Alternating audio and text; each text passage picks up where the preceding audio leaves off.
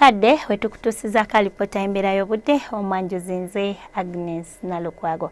Enkuba yatonye mu bitundu ebimu eby'omu bukiikaddyo era nga Bushenyi ku saa 3 ez'okumakya ebadde ne millimeters 16 n'obutundutundu 3, Mbarara millimeters 9 n'obutundutundu 6, Masaka millimeters 3 n'akatundu kamu, wabula ate Ntebe millimeter 1 n'obutundutundu 5. Kyo kibiridde ku mpewo empeweevu ezikuntanga ziva mu bibira by'e Congo okudda naddala mu bitundu ebyo eby'omu bukiikaddyo bw'eggwanga lyaffe, era nga n'olw'ensonga eyo olunaku olw'enkya ku makya tusuubira enkuba okutonnya mu bitundu ebyo eby'omu bukiikaddyo.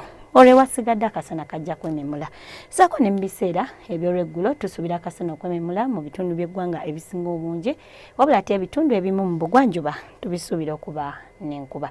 Nga n'ebbugumu erya waggulu lijja tukeeda ku degrees 32 naddala eyo mu Kitugumu, wabula ate ekibuga ekikulu Kampala ebbugumu lijja tukeeda ku degrees 28, olwo mu nsozi ez'e Kabale lijja tukeeda ku degrees 24. Bwe tufulumako ebweru w'eggwanga Uganda, ekibuga nga Kisumu ne Berlin tubisuubira okuba n'akasana nga kaaka mwetobeseemu n'ebire, wabula ate mu Doha tusuubira enkuba okutonnya nga n'ebbugumu lijja tukeeda ku degrees 24, olwo mu Lagos tusuubira kikungunta ow'amaanyi omukalu era nga n'ebbugumu lijja tukeeda ku degrees 34.